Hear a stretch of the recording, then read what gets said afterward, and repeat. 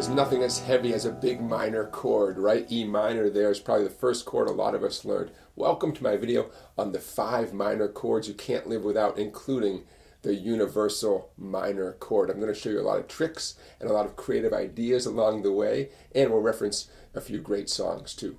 By the way, the complete version of this video is available on my website, Songbike, down there. If you're watching this on YouTube, you're going to see a short version, still great information, but you're going to want to see the whole thing. So check out my website, Songbike, and there's the address right down there.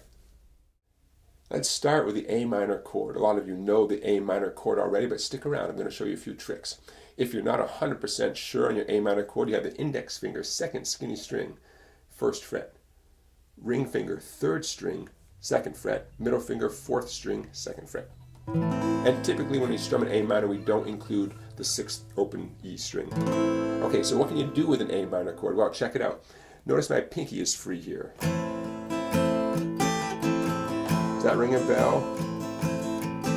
That's what Keith Richards does in the beginning of Angie. He's strumming an A minor chord and he lets his pinky finger come down on the 3rd string of the 1st fret to get a nice little extra note in there.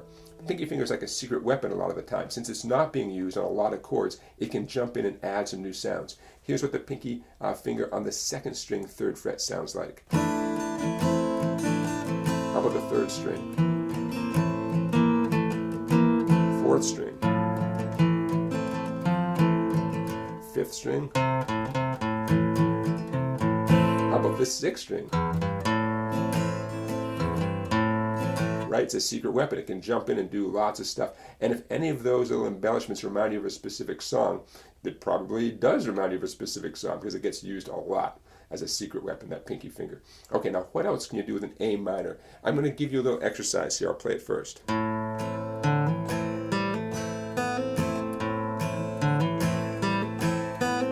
nice little hammer-on exercise. Sounds good, right? So what I'm doing is I'm plucking the 5th string and a nice little light brush down on the 3 or 4 remaining skinny strings.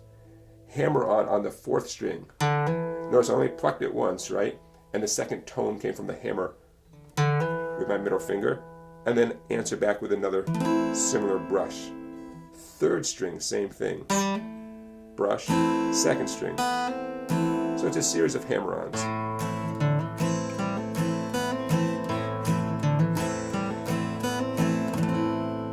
Kind of fun, right? Okay, one more detail about the A minor chord to get your juices flowing. Name this tune.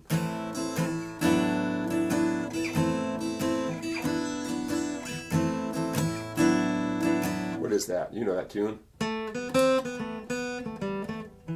Right? Moon Dance. So Moon Dance, you have an A minor chord gliding up 2 frets while you're strumming.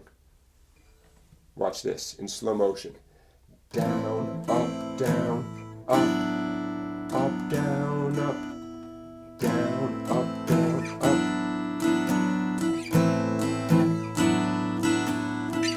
up. So there's another great example of taking a chord and gliding it to a new place for a new effect.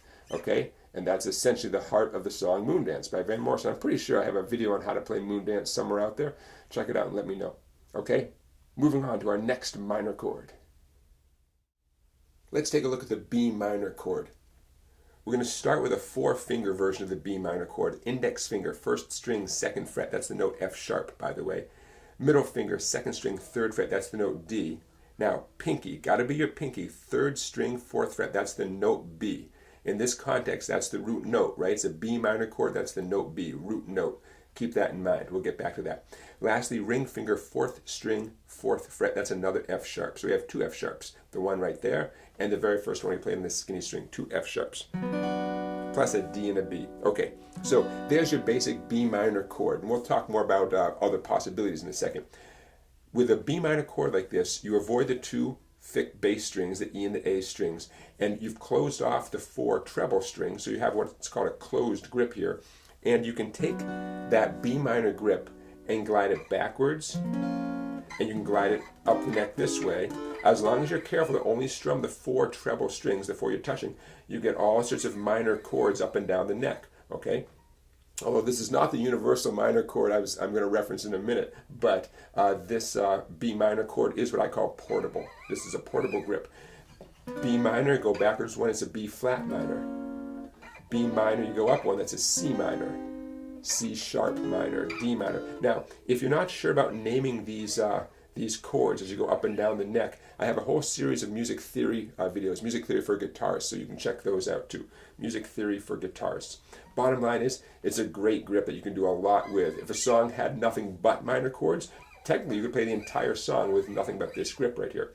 By the way, if you take that B minor and move it backwards 1, 2 frets, look what you're left with. You're left with an A minor grip, just with a unconventional fingering. So this B minor is very much related to the A minor chord you just learned. Okay, so what can you do with a B minor? I like to sometimes mess around with opening up the first string, then putting my index finger back around. That kind of gets a nice fun sound. You can reduce the B minor to only 3 strings. Remember I said we have 2 F sharps? Well, check this out. Index, middle ring, nice diagonal line. There's the F sharp on the 2nd fret, 1st string, middle finger, D, 3rd fret on the B string, and here's my root note, there's my B on the 3rd string, 4th fret. Now technically that's all I need. I formed what they call a triad, in this case a B minor triad. Those 3 notes do fulfill the legal requirements for a B minor and actually any minor chord. So you could get away with a 3-finger version. Now why did I, oh, and you could even include the open D string if you wanted to, that's optional. Why did I include that F sharp here? I just like the way it sounds better than the open D string.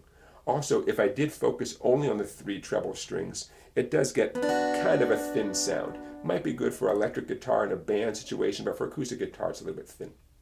But technically, you only need 3 fingers to perform to execute a B minor chord.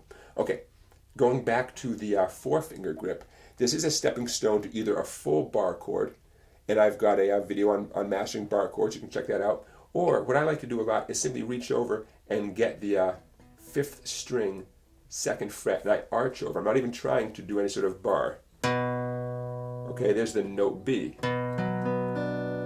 By the way, that 4-finger version, technically that's a B minor / F sharp. Means the B minor chord with F sharp as the low note.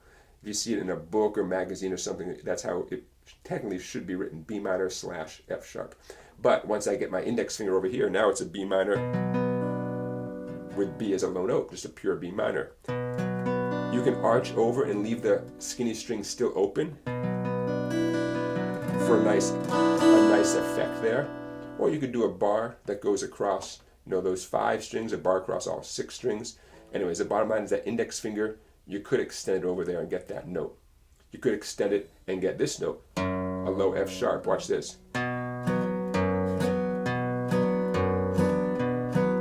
Nice little dance back and forth. With my strumming hand just then, I was being careful not to strum all the treble strings. I was just strumming the ones I was touching.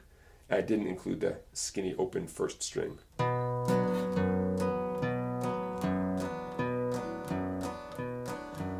Okay, fun with a B minor chord. Okay, YouTubers, I know you want to see the rest of this video, including the Universal Minor Chord. I can't wait to show you that. So check out my website, Songbike, where you can access the rest of this video and a lot more great content videos that are not available on YouTube. I'll see you over there at Songbike.